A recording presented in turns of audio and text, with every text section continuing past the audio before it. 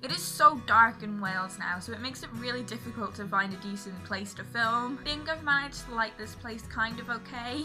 I do look even more ghostly pale than I normally do. You remember in my last haul when I issued a book buying ban? Yeah, that didn't happen. So the first book I picked up in November was White Teeth by Zadie Smith. I have wanted to get into Zadie Smith for the longest time because I know she's a really decent human being. This has been out for like 15 years now and it has won so many prizes. This is about two wartime friends and their families in London. It's a story of different cultures coming together and how that works. I'm really excited to read this one.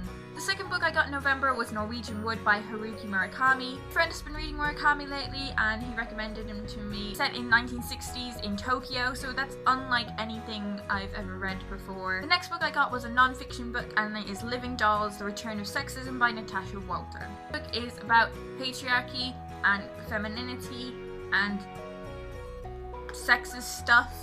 I reckon I could get through this quite quickly, but I probably won't read it this month just because I've been doing a lot of gender study based stuff, but I will definitely get around to this at some point. The next book I got was a poetry collection by one of my favourite poets of all time. It is The World's Wife by Carol Ann Duffy. This cover is so pretty and it's so shiny and oh, it's so lovely. The idea of this collection is basically the women behind the great men of history. So you have people in there like Mrs. Aesop, Mrs. Darwin, Anne Hathaway, obviously Shakespeare's partner, not the actress. The Cray sisters, Mrs. Icarus, Frau Freud. I've read parts of this before, but I've never read the collection in its entirety, so I'm probably going to do this over the next couple of days because I'm so excited to read it.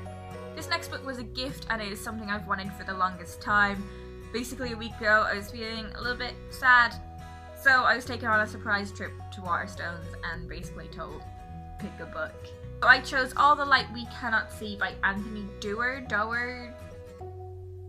All the Light We Cannot See was the winner of this year's Pulitzer Prize for Fiction. As you may know, I am massively into World War II, and this tells the story of the friendship between a young French girl and a young German boy. This book has the potential to break my heart, and I'm not ready for it.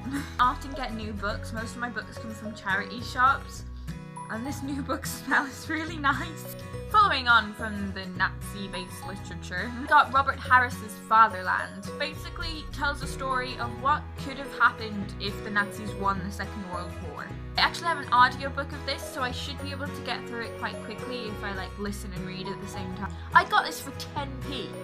How ridiculous is that? It's amazing. I thought I was almost done, and then I remembered the ebooks are a thing. This book buying ban didn't work at all. At the start of the month I bought The Bees by Leanne Hall, I think. It's a really beautiful book, so I'm kind of sad that I don't have a physical copy of it. But from what I know about it, it's like a sci-fi dystopian YA novel about bees. Funnily enough, I've never read a book about bees. Like, the characters are bees. What? I also got Night Owls by Jean Bennett. I think it's targeted towards people that like Rainbow Rowell and John Green. I'm not sure what I'll think about it because I feel like I'm getting slightly too old for that area of YA.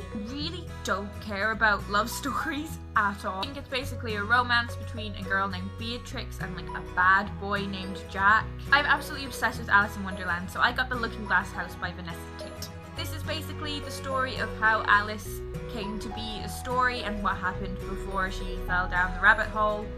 I think Lewis Carroll features as a character within the novel, which is really interesting. I got The Chimes by Anna Smale, and I have heard so many good things about this book. I've heard that it's LGBT plus friendly, which is good. As far as I know, it's not a book about sexuality. There are just LGBT plus characters in it, because why wouldn't they be? All of the books I got in November, the book buying ban really didn't work, and I'm probably gonna get a few books in December because it's my birthday and Christmas and people know just to get me books. By the time this video goes up, it will probably be my birthday, so I know I've definitely got some books for my birthday because this is in the flat and I know it's for me because it's from Foyles and nobody else would get a thing from Foyles other than it being for me.